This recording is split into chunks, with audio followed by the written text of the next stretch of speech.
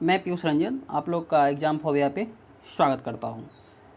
मैं आज फिर से आप लोगों के बीच करीब 50 क्वेश्चन का सेट लेके आया हूँ। ये जो है आपको हर एक एग्ज़ाम में काम देगा, चाहे वो बिहार दरोगा मेंस हो, बिहार दरोगा पीटी हो, बिहार ईएसआई हो, ठीक है। ये सारे एग्ज़ाम में देगा काम। और ये क्वेश्चन को इस प्रकार से सेट किया गया है जैसा कि बिहार का सिलेबस है और आपको बिहार के एग्ज़ाम में क्वेश्चन पूछा जाता है, ठीक है, चाहे वो बिहार का कोई भी एग्ज़ाम हो, ठीक है। तो चलिए शुरू करते हैं। आज का सबसे पहला क्वेश्चन, किस प्रकार के बहुमत को संविधान संशोधन विधेयक नहीं माना जाता है, ठीक है। तो संविधान संशोधन विधेयक है क्या? तो संविधान संशोधन विधेयक यह आपको अनुच्छेद 368 अनुच्छेद 368 के तहत लाया गया। और कहाँ से ये स्वीकारा गया है? ये आपको दक्षिण अफ्रीका से स्वीकारा गया है, ठीक है। तो अब संविधान में संशोधन में जो विधेयक होता है 3 प्रकार से होता है। कौन कौन प्रकार से? साधारण बहुमत, विशेष बहुमत और विशेष बहुमत तथा राज्यों के अनुमोदन द्वारा, ठीक है। तो इसमें क्वेश्चन पूछा जा रहा है संविधान संशोधन विधेयक नहीं माना जाता है, तो साधारण बहुमत और विशेष बहुमत तथा राज्यों के अनुमोदन के बारे में जान लेते हैं। ये क्या क्या है? देखिए, साधारण बहुमत से संबंधित वो विधेयक होता है जिसमें राज्य के नाम संबंधित प्रक्रिया होती है, ठीक है। राज्य के नाम संबंधित प्रक्रिया, राज्य के सीमा में परिवर्तन, ये सब साधारण बहुमत आते हैं। साधारण बहुमत में आपको किसी राज्य से अगर विधान परिषद की समाप्ति भी करनी हो तो ये भी आपको साधारण बहुमत के अंतर्गत आते हैं, ठीक है। राष्ट्रपति, राज्यपाल, ठीक है, आपको उच्चतम न्यायालय के न्यायाधीश, इन सब के वेतन में वृद्धि या कमी करने वाले विधेयक भी संविधान संशोधन विधेयक में आते हैं, ठीक है। अब है विशेष बहुमत। विशेष बहुमत क्या है? तो ये जो विशेष बहुमत है, सदन की कुल संख्या के 50% तथा मतदान करने वाले सदस्यों के 2/3 से कम न हो, ऐसे विधेयक विशेष बहुमत के तहत आते हैं, ठीक है। अब अगला है हमारा विशेष बहुमत तथा राज्यों के अनुमोदन से, ठीक है। तो विशेष बहुमत तथा जब विशेष बहुमत होती है तो विशेष बहुमत का ही प्रोसेस शुरू होता है। जो विशेष बहुमत में होता है 2/3 होना चाहिए, ठीक है, और सदन की कुल संख्या का 50% होना चाहिए, लेकिन आधे राज्यों का अनुमोदन भी होना चाहिए। तो विशेष बहुमत तथा राज्यों के अनुमोदन में कौन से ऐसे हैं जो इसमें आते हैं? तो राष्ट्रपति के निर्वाचन की प्रक्रिया, संघ तथा राज्यों की कार्यपालिका शक्ति का विस्तार, उच्चतम तथा उच्च न्यायालय के गठन तथा क्षेत्राधिकार, संसद में राज्यों का प्रतिनिधित्व, संविधान संशोधन प्रक्रिया और 7वीं सूची में वर्णित सूचियाँ, ये सभी विशेष बहुमत तथा राज्यों के अनुमोदन द्वारा आते हैं, ठीक है। तो इसमें पूछा जा रहा है किस प्रकार के बहुमत को संविधान संशोधन विधेयक नहीं माना जाता है? तो साधारण बहुमत को जो है संविधान संशोधन विधेयक नहीं माना जाता है, ठीक है। अगले क्वेश्चन की ओर चलते हैं। किस अधिनियम द्वारा पहली बार राजनीतिक दलों को मान्यता मिली थी? तो 52वां संशोधन जो कि 1985 में आया था, इसमें पहली बार राजनीतिक दलों को मान्यता मिली थी। राजनीतिक दलों को मान्यता कौन देता है? निर्वाचन आयोग। राजनीतिक दलों को मान्यता कौन देता है? निर्वाचन आयोग। निर्वाचन आयोग आपको राजनीतिक दलों को चुनाव चिन्ह भी प्रदान करता है, ठीक है। चलते हैं अगले क्वेश्चन की ओर। मुबारक शाह ने खान ए खाना की उपाधि किसे दी थी? मुबारक शाह ने खान ए खाना की उपाधि किसे दी थी? तो मुबारक शाह ने खान ए खाना की उपाधि बहलोल लोदी की दी थी।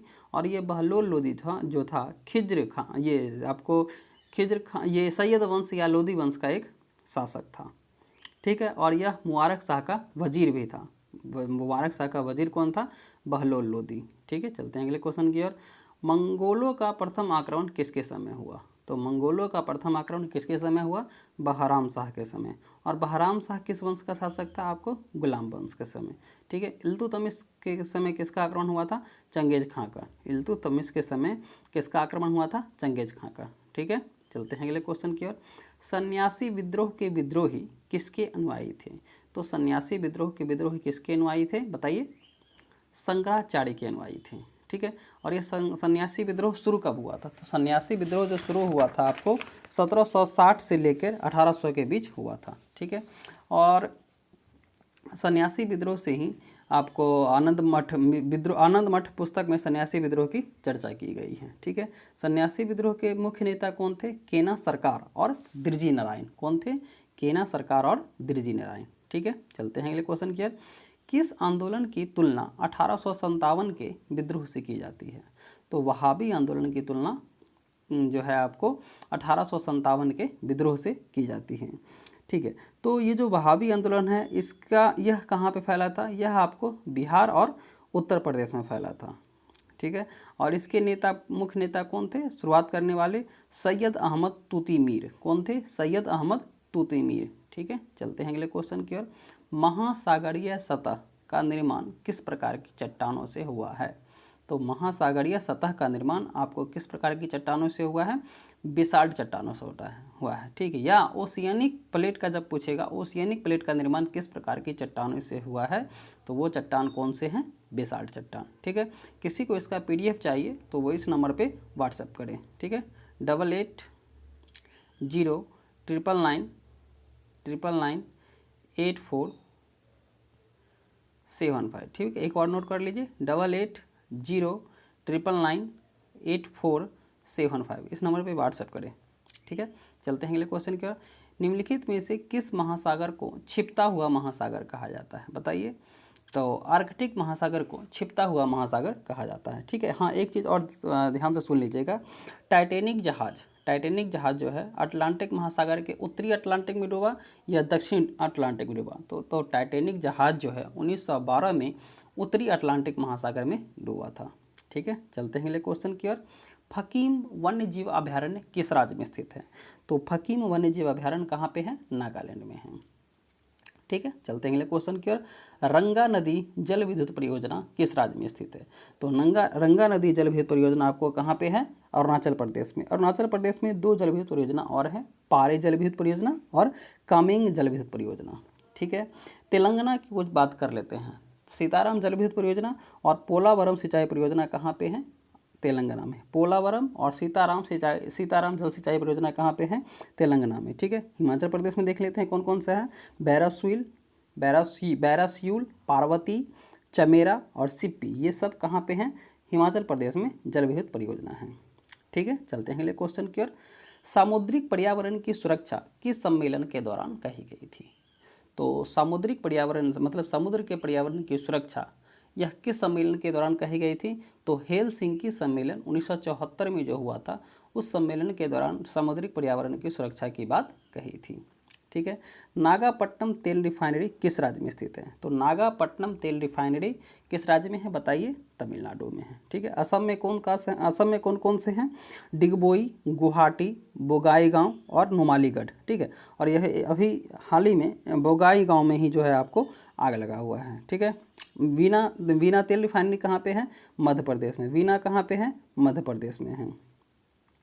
ठीक है, चलते हैं अगले क्वेश्चन की ओर। विधानसभा एवं विधान परिषद के लिए चुनाव की अधिसूचना कौन जारी करता है?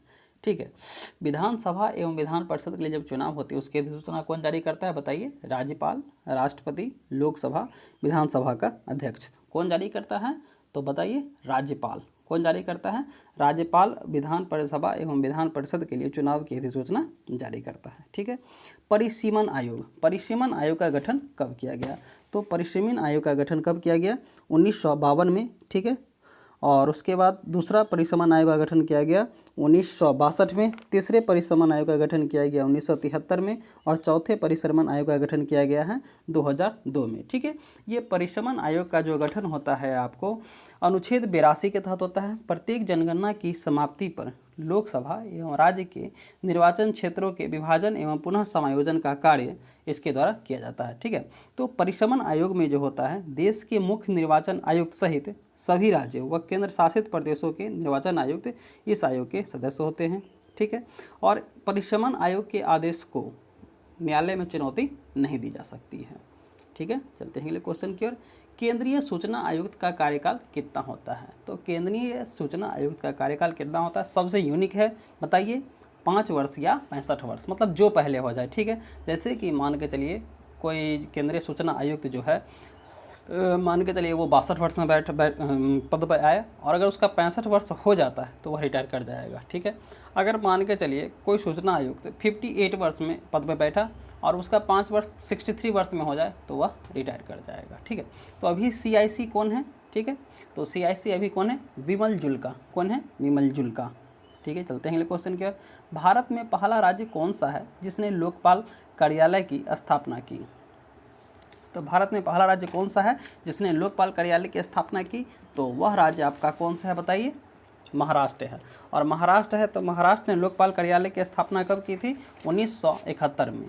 लोकपाल कार्यालय, ठीक है, यह कब हुआ था? यह आपको 1966 में आया था और उस समय कौन थे? प्रथम प्रशासनिक सुधार आयोग के तहत, प्रथम प्रशासनिक सुधार आयोग के तहत इसकी स्थापना की गई थी, मतलब सुझाव पेश किया गया था। तो इसके लिए 1967 में के हनुमंतैया को इसका अध्यक्ष बनाया गया। तो के हनुमंतैया अध्यक्ष बने, तो 1968 में इन्होंने इसको लोकसभा में प्रस्तुत किया, ठीक है। और उस समय कौन सी लोकसभा थी? चौथी लोकसभा थी। कौन सी लोकसभा थी? चौथी लोकसभा में इसको क्या किया गया? प्रस्तुत किया गया, ठीक है। तो चलते हैं अगले क्वेश्चन की ओर। राजभाषा पर गठित संयुक्त संसदीय समिति में, राजभाषा पर गठित संयुक्त संसदीय समिति में राज्यसभा के कितने सदस्य शामिल होते हैं? तो राजभाषा पर गठित संयुक्त संसदीय समिति में जो राज्यसभा के कितने सदस्य शामिल होते हैं? राज्यसभा के टोटल 10 सदस्य शामिल होते हैं। और टोटल इस संयुक्त संसदीय समिति में 30 सदस्य होते हैं, जिसमें 20 लोकसभा से होते हैं और 10 राज्यसभा से होते हैं। और संयुक्त संसदीय समिति का जो गठन होता है अनुच्छेद 344 के तहत होता है, ठीक है। उदंतपुरी मठ का निर्माण किसने करवाया था? तो उदंतपुरी मठ का निर्माण किसने करवाया था? तो गोपाल ने करवाया था। किसने कराया था? गोपाल ने किया था, ठीक है। विक्रमशिला विश्वविद्यालय का निर्माण किसने किया था? तो धर्मपाल। इसका ट्रिक ये है, जैसे कि विक्रमशिला तो विद्या, विक्रमशिला में क्या मिलता है? विद्या, तो वी और ध, तो विक्रमशिला का क्या हो गया? वी से विक्रमशिला और ध से धर्मपाल, ठीक है। अब है नालंदा विश्वविद्यालय का किसने किया था? तो नाकू, क्या कर लीजिए नाकू। तो नौ से नालंदा विश्वविद्यालय, कू से कुमारगुप्त, ठीक है। चलते हैं अगले क्वेश्चन की ओर। किसके मकबरे में सफ़ेद संगमरमर का प्रयोग किया गया था? बताइए। हुमायूं के मकबरे में। हुमायूं का मकबरा है कहाँ पे? दिल्ली में। अकबर का कहाँ है? सिकंदरा में। बाबर का कहाँ पे है? बताइए। काबुल में। और शाहजहाँ का कहाँ पे है? बताइए। आगरा में है, ठीक है। चलते हैं अगले क्वेश्चन की ओर। अजमेरी गेट कहाँ स्थित है? तो अजमेरी गेट कहाँ स्थित है? बताइए। दिल्ली के लाल किले में अजमेरी गेट स्थित है। द फ्यूचर ऑफ इंडिया पुस्तक के लेखक कौन है? तो द फ्यूचर ऑफ इंडिया की पुस्तक के लेखक विमल जलान हैं, ठीक है। वंदे मातरम योजना की शुरुआत कब की गई? तो वंदे मातरम योजना की शुरुआत कब की गई? बताइए। वंदे मातरम योजना की शुरुआत आपको कब की गई? 2004 में। वंदे मातरम योजना की शुरुआत कब की गई? 2004 में, ठीक है। चलते हैं अगले क्वेश्चन की ओर। मराठा साम्राज्य का दूसरा संस्थापक किसे कहा जाता है? तो मराठा साम्राज्य का दूसरा संस्थापक बालाजी विश्वनाथ को कहा जाता है, ठीक है। श्वसन केंद्र कहाँ स्थित होता है? बताइए। श्वसन केंद्र कहाँ स्थित होता है? तो बताइए श्वसन केंद्र कहाँ स्थित होता है? श्वसन केंद्र कहाँ स्थित होता है? तो श्वसन केंद्र मेडुला में स्थित होता है। कहाँ पे? मेडुला में स्थित होता है, ठीक है। चलते हैं अगले क्वेश्चन की ओर। मानव शरीर में सबसे लंबी कोशिका कौन सी है? तो मानव शरीर की सबसे लंबी कोशिका कौन सी है? तंत्रिका कोशिका मानव शरीर की सबसे लंबी कोशिका है, ठीक है। भारतीय रिजर्व बैंक द्वारा खुले बाजार में प्रतिभूतियां बेचने पर निम्न में से क्या होता है? ठीक है। मान के चलिए आरबीआई क्या करेगी, मार्केट में अगर कोई चीज़ अपना बेचेगी तो वो पैसा लेगी ना, तो इससे क्या होती है? मुद्रा जो है आरबीआई के पास आ जाती है। तो मुद्रा की आपूर्ति क्या हो जाती है? घट जाती है। क्या हो जाती है? घट जाती है, ठीक है। चलते हैं अगले क्वेश्चन की ओर। किस बैंक द्वारा किसानों को दीर्घकालीन वित्तीय सहायता प्रदान की जाती है? तो कौन सा बैंक ऐसा है जो किसानों को लंबे समय के लिए ऋण देती है? बताइए। नाबार्ड, भूमि विकास बैंक, स्टेट बैंक, ग्रामीण बैंक। तो कौन सा बैंक है वो? भूमि विकास बैंक जो है किसानों को दीर्घकालीन वित्तीय सहायता प्रदान करती है। भारतीय नौसेना ने महानेवी कनेक्ट 2020 अभियान किस राज्य में शुरू किया है? तो यह किस राज्य में शुरू किया गया है? महाराष्ट्र में, ठीक है। चलते हैं अगले क्वेश्चन की ओर। किस आईआईटी संस्थान ने पानी से हाइड्रोजन बनाने की तकनीक विकसित की है? बताइए। आईआईटी मंडी ने पानी से हाइड्रोजन बनाने की तकनीक विकसित की है। सर्वजीत कौर किस खेल से संबंधित हैं? भारोत्तोलन से संबंधित हैं। इनके ऊपर डोपिंग के कारण प्रतिबंध लगाया गया है, ठीक है। इन्होंने कुछ नशीली दवाइयों या कुछ ताकत बढ़ाने वाली दवाइयों का सेवन किया था, इसी कारण से इनके ऊपर प्रतिबंध लगाया गया है। अल्कोहल में क्या होता है? अल्कोहल में क्या होता है? बताइए। कार्बन होता है, हाइड्रोजन होता है और ऑक्सीजन होता है। अल्कोहल में क्या होता है? कार्बन, हाइड्रोजन और ऑक्सीजन, ठीक है। निम्नलिखित में से किसको ब्रेड में मुलायम करने में प्रयोग किया जाता है? तो ईस्ट का प्रयोग ब्रेड को मुलायम करने में प्रयोग किया जाता है, ठीक है। चलते हैं अगले क्वेश्चन के। कौन सा राज्य जल्द ही Vikram Sarabhai children and innovation centre की स्थापना करेगा? Vikram Sarabhai children and innovation centre की स्थापना कौन सा राज्य करेगा?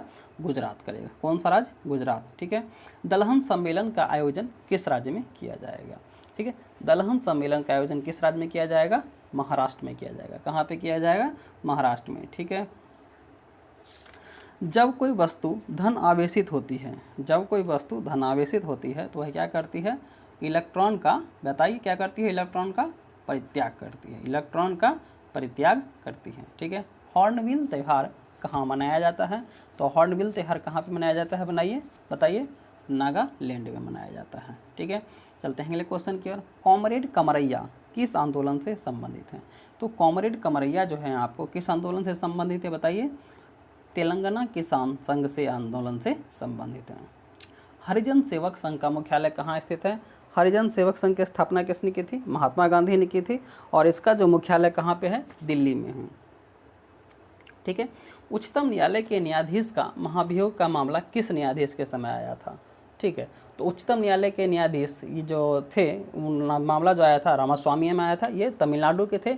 इनके खिलाफ राज्यसभा में पास हो गया था, लेकिन जब लोकसभा में जाने वाला था तो इन्होंने अपने पद से खुद से इस्तीफा दे दिया था। उच्चतम न्यायालय के न्यायाधीश किस वर्ष तक, किस आयु तक अपने पद पर रह सकते हैं? आपको 5 वर्ष या 65 वर्ष। और उच्च न्यायालय के न्यायाधीश कब से कब तक? 5 वर्ष या 62 वर्ष। ठीक है। चलते हैं अगले क्वेश्चन की ओर।